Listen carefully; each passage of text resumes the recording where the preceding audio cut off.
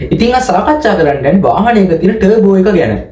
Turbo එකේ තියෙන අවශ්‍යතාවය මොකක්ද? මොකද්ද මේ ටර්බෝ එකේ තියෙන ඉතිහාසය? ඒ වගේම ටර්බෝ එකේ කොටස් මොනවද? මේ කොටස් වල තියෙන අවශ්‍යතාවය මොකද්ද? ටර්බෝ එකේ ක්‍රියාකාරීත්වය මොන වගේද? ටර්බෝ ලැග් එක කියන්නේ මොකද්ද? මොකද්ද මේ බේස් ගේට් එක? මොකද්ද මේ බ්ලෝ ඔෆ් වෑල් කියන්නේ? මොකද්ද මේ ඉන්ටර්කූල් එක? ඉතින් මේ වගේ කාරණා ගොඩක් ගැඹුරින් තමයි සාකච්ඡා කරන්න හිතන් ඉන්න මේ වීඩියෝ එක හරහා. ඉතින් ඔයා මගේ channel එකට අලුත් කෙනෙක් නම් මගේ නම පහන් දුලක්ෂ. මම මේ YouTube channel එක හරහා automotive engineering වලට අදාළ විෂය කරුණු, ඒ වගේම mechanical දේවල්, ඒ වගේම maths, physics වගේ දේවල් මේ channel එක හරහා ඔයාලත් එක්ක share කරගන්න අපි යම් වීඩියෝ එකකට. අපි දන්නා වාහන නිෂ්පාදනයේදී මේ වාහනයක එන්ජින් එකේ තියෙන කාර්යක්ෂමතාවය වැඩි කරගන්න එන්ජින් එකේ තියෙන සිලින්ඩර් සංඛ්‍යාව වැඩි කරන එක, ඒ වගේම සිලින්ඩරයට වැඩි වායු පරිමාණයක් ඇදලා ගන්න, සිලින්ඩරේ පරිමාව විශාල කරන එක මේ වගේ දේවල් කරනවා. හැබැයි ඇත්තට මේ වගේ දේවල් කළා කියලා අපිට සිලින්ඩර් එක හම්බෙන සම්පූර්ණ ඉන්ධන මිශ්‍ර වායු පරිමාව දහනය කළාට පස්සේ ඒ අවශ්‍ය කාර්යක්ෂමතාවය ඒ විදිහටම 100% ලබා ගන්න හැකියාවක් නැහැ. සිලින්ඩර් ඇතුළේ වැල් ක්‍රියාකාරීත්වය ඉතාමත් වේගයෙන් සිද්ධ වෙන හින්දා දහන ක්‍රියාකාරීත්වයේ තියෙන දුර්වලතාවයන්, පිස්ටන් එක හා සිලින්ඩර් පෘෂ්ඨය අතර සිදුවන ඝර්ෂණයේ හින්දා ඇතිවන ශක්තිය අපතේ සිලින්ඩර් ඇතුළට ඉන්ධන මිශ්‍රණයේ තියෙන එක දුර්වලතාවයන්. ඉතින් මේ වගේ පොඩි පොඩි කාරණා හින්දා එන්ජින් එකකට 100%ක් තමගේ කාර්යක්ෂමතාවය ඒ විදිහටම දහනයක් මගින් ලබා ගන්න හැකියාවක් නැහැ. ඉතින් මෙන්න මේ ප්‍රශ්න විසඳුමක් විදිහට 1905 දී ડોક્ટર ඇල්ෆ්‍රඩ් බූචි කියන මෙකැනිකල් ඉංජිනේරුවරයා පළවෙනි වතාවට මෙන්න මේ ටර්බෝ කියන සිස්ටම් එක හඳුන්වලා දෙනවා. ඉතින් සරලව මේ ටර්බෝ එකේ ක්‍රියාකාරීත්වයට අවශ්‍ය ශක්තිය ටර්බෝ එකක් විසින් ලබා ගන්නේ එන්ජිමේ දහන ක්‍රියාකාරීත්වයන් ඉවර කරලා ඉවත් කරන එක්සෝස් ගෑස් එක හරහා. මේ එක්සෝස් ගෑස් එක ඉවත් කිරීමේදී ඇතිවන හයි ප්‍රෙෂර් තත්ත්වයන් උපයෝගී කරගෙන තමයි මේ ටර්බෝ එක ක්‍රියාකාරීත්වය සිද්ධ කරන්නේ. හැබැයි මේ ටර්බෝ මුල්ම කාලේදී උදාගෙන තියෙන ගුවන් යාන නිෂ්පාදනයේදී. ඒ කියන්නේ දෙවන ලෝක යුද්ධ සමයේදී මෙන්න මේ ගුවන් යානාවල තියෙන කාර්යක්ෂමතාවය වැඩි කර ගන්න තමයි මෙන්න මේ ටර්බෝ කියන සංකල්පය ගුවන් යාන සඳහා යොදලා තියෙන්නේ. කාර් සඳහා මේ ටර්බෝ භාවිතා කරන්න රන් තියෙන්නේ 1960 වගේ මෑත කාලයකදී. ඉතින් 1960-70 කාලවලදී මෙන්න මේ Oldsmobile Jet 5, BMW 2002 Turbo, Porsche 911 Turbo, Saab 99 Turbo, Mercedes-Benz 300 SD කියන වාහන සඳහා මේ ටර්බෝ යොදාගෙන තියෙනවා. දැන් අපි බලමු ටර්බෝ එකේ ක්‍රියාකාරීත්වය මොන වගේද කියලා. මම ඉස්සෙල්ලාට කිව්වා වගේ මේ ටර්බෝ එක ක්‍රියාත්මක වෙන්නේ සිලින්ඩරය තුළ සාමාන්‍යයෙන් ඔක්සිජන් පරිමාවට එහා ගිහිල්ලා අතිරේක ඔක්සිජන් පරිමාවක් සිලින්ඩර් වලට සම්ප්‍රේෂණය කරන්න.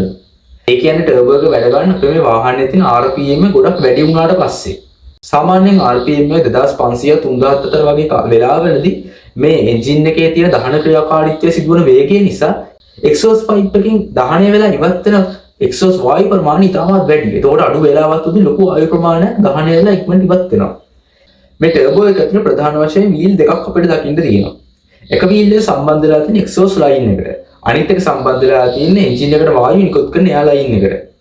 එතකොට මේ එක්සෝස් ලයින් එකට සම්බන්ධ වෙලා තියෙන වීල් එකට අපි කියන්නේ ටර්බයින් වීල් එක කියලා. ඒ වගේම එයා ලයින් එකට සම්බන්ධ වෙලා තියෙන වීල් එකට අපි හඳුන්වන්නේ කම්ප්‍රෙෂර් වීල් එක කියලා. එහෙම නැත්නම් ඒකට ඉම්පිලර් වීල් එක කියලා හඳුන්වනවා. මේ වීල් දෙක මිතම ශක්තිමත් ලෝහ වලින් හදලා තියෙන වීල් දෙක. හැබැයි මේ වීල් වල හැඩය ගත්තොත් එහෙම මේ වීල් වල හැඩය හදිට හදලා තියෙන්නේ නිකන් ෆෑන් එකක වගේ. ඒ කියන්නේ වීල් වලට වායුව බදද්දි ඒන වායුවත් එක්ක කැරකෙන්න තමයි මේ වීල් එක හදලා තියෙන්නේ. මේ වීල් දෙකම හදලා තියෙන්නේ. ටර්බයින් වීල් එකයි ඉම්පිලර් වීල් එකයි. ඒ වගේ මෙන්න මේ ඉම්පිලර් වීල් එක සහ ටර්බයින් වීල් එක සම්බන්ධ වෙලා තියෙන ෂාෆ්ට් එකකින්. ඒ කියන්නේ ටර්බයින් වීල් එක කැරකෙද්දි ඒ එක්කම වගේ තමයි ෂාෆ්ට් එකත් එක්ක මෙන්න මේ ඉම්පිලර් වීල් එකක් කැරකෙන්නේ.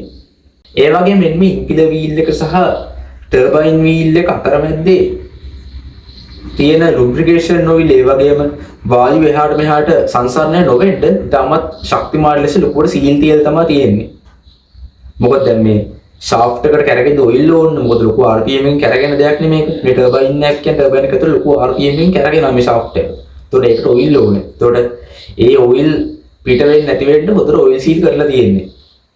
එතකොට මම අර ඉස්සෙල්ලා වලට කිව්වනේ දැන් මේ අපේ ටර්බයින් වීල් එක සම්බන්ධ වෙලා තියෙන්නේ එක්සෝස් ලයින් එකට කියලා. මේ RPM එක 2500 3000 වගේ ලොකු RPM එකක් යද්දී ඒ ඇති වෙන එක්සෝස් වායු පීඩනයත් එක්ක මෙන්න මේ වායු පීඩනයේ අර ටර්බයින් වීල් එකේ තියෙන මේ වින්ග්ස් වලට ඒ දැටි වලට බදන්න මේ වීල් එක ඉතමත් හයියෙන් කැරකෙන්න ගන්නවා. මේ ටර්බයින් වීල් එක කොච්චර හයියෙන් මේ කම්ප්‍රෙෂන් එකත් එක්ක කැරගෙනවද කියනවනම් ඒක RPM එක මිනිත්තුවකදී ලක්ෂ 2ක් විතර වගේ ඒ වගේ ප්‍රමාණයකට මෙන්න මේ ටර්බයින් එක කැරකෙනවා. තමයි විශාල ප්‍රමාණයකින් කැරකෙනවා. ඒකට ඒ කැරගෙනවත් එක්කම දැන් ටර්බයින් එක කැරගෙනවා කියන්නේ මම කියන්නේ දැන් මේකම ෂාෆ්ට් එකත් එක මේ කම්ප්‍රෙෂන් වීල් එක කැරගෙනවා කියලා ඉන්කිලර් වීල් එක. ඔයා නිකන් හිතන්න ෆෑන් එකක ද ෆෑන් එක කැරකෙද්දි ඒ ෆෑන් එකේ පිටිපස්සේ වායුව ඇදලා මේ ඊටමත් වේගෙන් තල්ලු කරන එකක් මේ ෆෑන් එකේ සිද්ධ වෙන්නේ. ෆෑන් තරු කැරකෙද්දි පිටිපස්සේ වායුව ඇදලා අරගෙන අපිට ඒ වායුව ඊටමත් හයියෙන් නිකුත් කරනවා. ඉතින් මෙන්න මේ කම්ප්‍රෙෂර් වීල් එකේ සිද්ධ වෙන්නේ මෙන්න මේ කතන්දරයම තමයි. ඒ කියන්නේ ටර්බයින් වීල් එක එක්සෝස්ට් ගෑස් ඇත්තේ කැරකෙද්දි දැන් ඒ ලයින් එක ඒ තියෙන ගෑස් එක පිටත් වෙන්නේ නැති වෙන්නේ ඒක සීල් තියෙන හින්දා ටර්බයින් වීල් එක කැරකෙනවා. හැබැයි එක්සෝස්ට් ගෑස් එක එහෙම පිට වෙලා යන්න හදලා තියෙන සයිලන්සර් එක. එතකොට මේ ටර්බයින් වීල් එකත් එක්ක කැරකෙද්දි අර කම්ප්‍රෙෂන් වීල් එක කැරකෙනවනේ. ඒ කැරකෙද්දි අතිරේකව අර සාමාන්‍යයෙන් වාහනේට ඇතුල් කරගන්න ඔක්සිජන් ප්‍රමාණයට අමතරව ඊටමත් වැඩි ඔක්සිජන් ප්‍රමාණයක් ඊටමත් විශාල වේගයකින් කම්ප්‍රෙස් කරන්න ගන්න මෙන්න මේ ඉන්ලෙන් මැනිෆෝල්ඩ් එකට. ඒකට අඩු කාලයක් තුලදී ඊටමත් වැඩි ඔක්සිජන් ප්‍රමාණයක් ඉන්ධන එක්ක මිශ්‍ර වෙලා සිලින්ඩරේට ලැබෙන හින්දා තිබ්බට ඊටමත් ලොකු වේගයකින් ඒ වගේම ලොකු ටෝක් එකකින් මේ වාහනයට ගමන් කරන්න පුළුවන් බල ශක්තිය මේ ටර්බෝ එක හරහා නිෂ්පාදනය වෙනවා. ඒ වගේම ඔයාලට නෝට් ඇති මෙන්න මේ ටර්බෝ එක හදලා තියෙන්නේ හරියට නිකන් ගොළු බෙල්ල එකේ කට්ටක් වගේ රවුම් එකට. ඒ වගේම මේ ටර්බෝ එක ඇතුළේ තියෙන ටර්බයින් වීල් එකයි කම්ප්‍රෙෂන් වීල් එකයි තියෙනනේ. මෙන්න මේ වීල් දෙක ලවත් හදලා තියෙන එක ඇන්ගල් එකකට නිකන් එක හැඩයකට තමයි මේ වීල් ඒ ටර්බෝ එක ඇතුලේ හදලා තියෙන්නේ. ඉතින් ඒකට හේතුව තමයි මේ ටර්බෝ එකට ඇදලා ගන්න ඒ වගේම ටර්බෝ ක්‍රියාකාරීත්වය දා ගන්න වායු හයි ප්‍රෙෂර් කරලා ඒ වගේම බොහොම ස්මූත් එකේ ඒ එන්ජින් එකට පිටත් කරන්න.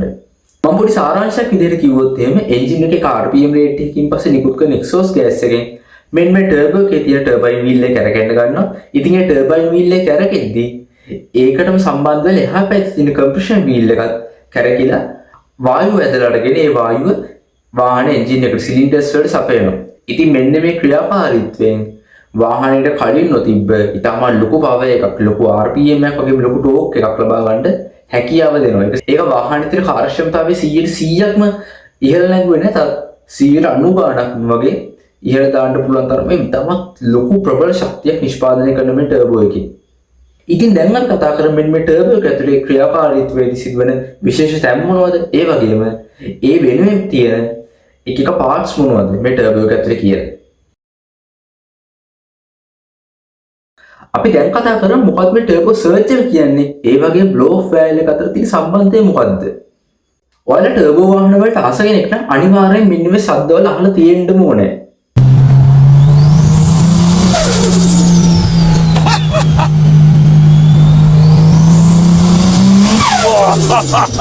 Oh yes, this is gonna be an animal once it's tuned, man. ඉතින් මෙන්න මේ ශබ්දෙට තියෙන ප්‍රධාන හේතුව තමයි මෙන්න මේ ටර්බෝ සර්ජ් කියන එක. මොකක්ද මේ ටර්බෝ සර්ජ් එක කියන්නේ?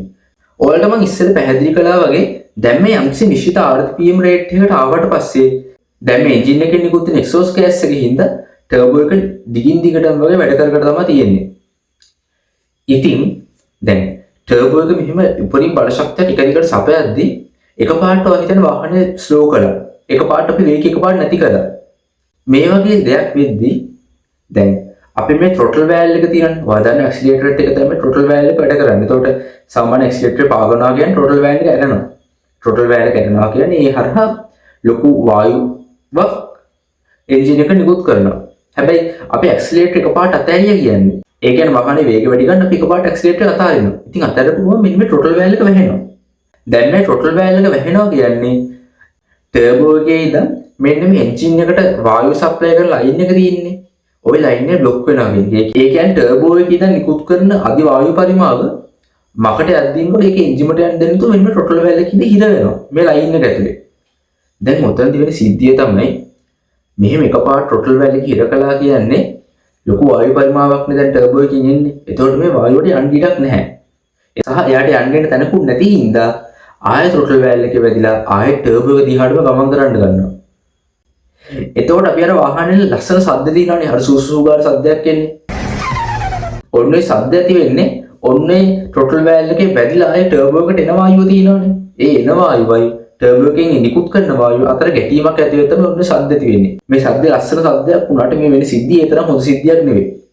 මොකද ඔයදී ටර්බෝ එකට වගේම වාහන ඇතුලේ තියෙන අනිත් දේවල් වලට ඩැමේජ් කරන්න පුළුවන් දෙයක්. ඉතින් සරලම මෙන්න මේ දේ තමයි මෙන්න ටර්බෝ සර්ජ් එක කියලා හඳුන්වන්නේ. දැන් අපි සාකච්ඡා කරමු මෙන්න මේ ටර්බෝ සර්ජ් එක හා බ්ලෝ ඔෆ් වැල් කියන එක අතර සම්බන්ධය. මොකද මේ බ්ලෝ ඔෆ් වැල් එක කියන්නේ? ඉතින් මම ඔයාලට ඉස්සෙල්ලා කිව්වා වගේ මෙන්න මේ ටර්බෝ සර්ජ් එක කියන්නේ ඒ තරම් හොඳ දෙයක් නෙවෙයි වාහනේට. මොකද මෙන්න මේ ලයින් එක තුළ ඉතාමත් ලොකු හයි ප්‍රෙෂර් තත්ත්වයක් ඇති වෙන හින්දා ඒක ඒ අදාළ උපාංග වල ඩැමේජ් කරන්න පුළුවන් දෙයක්.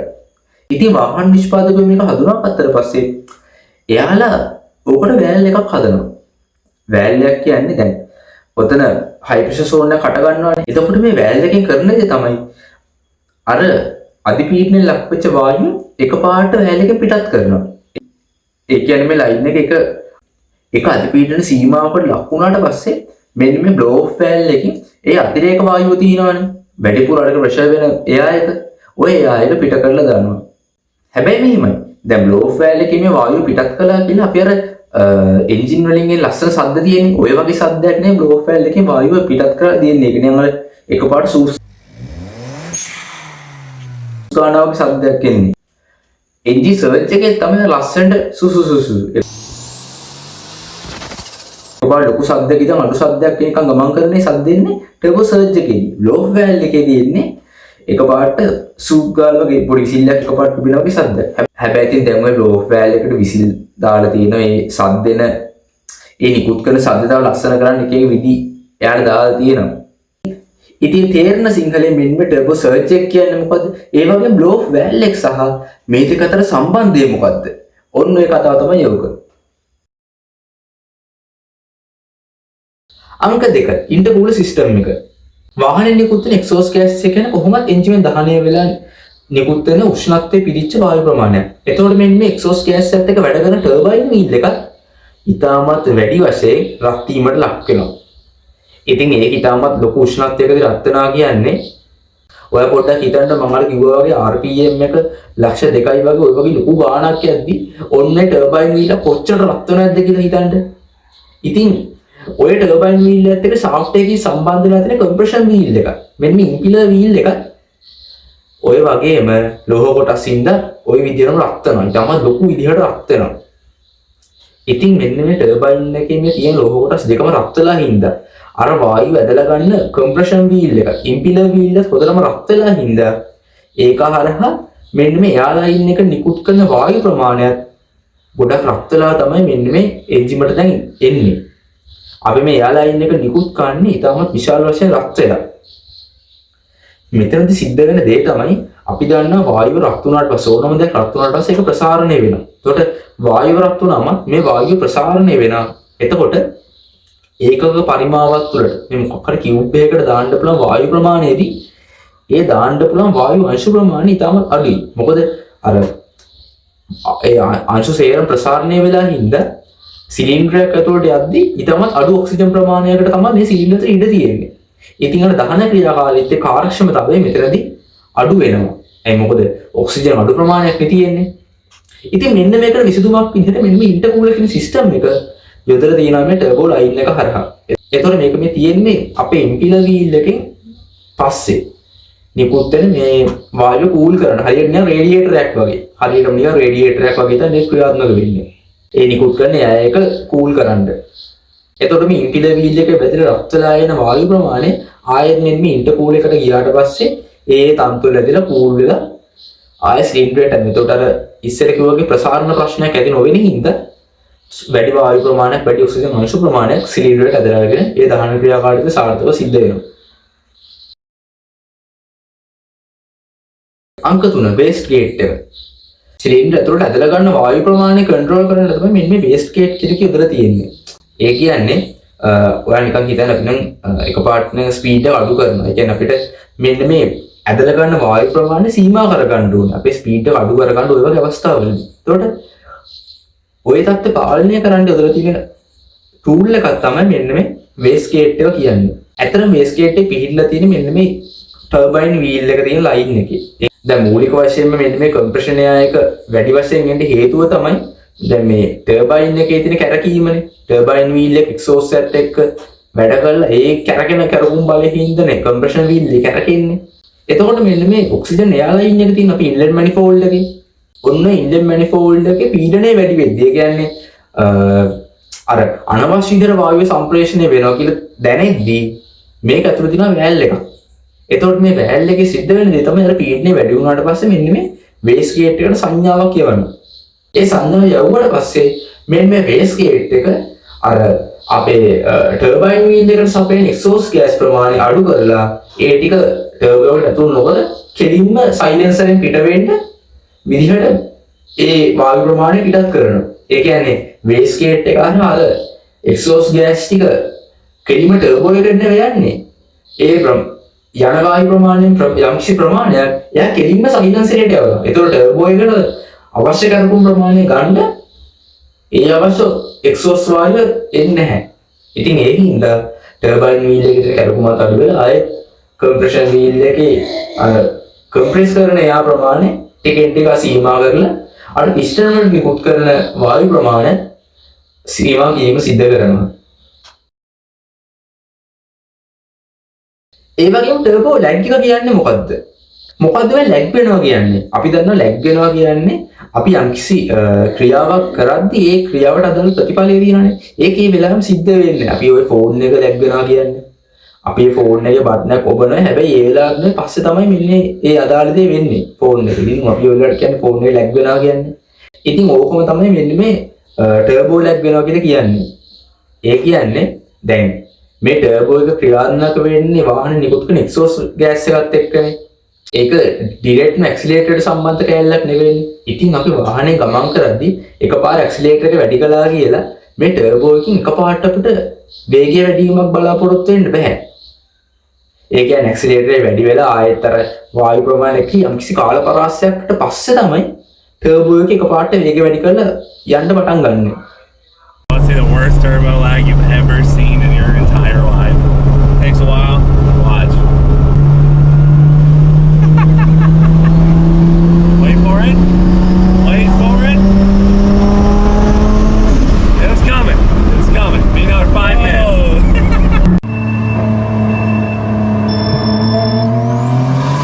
Yes!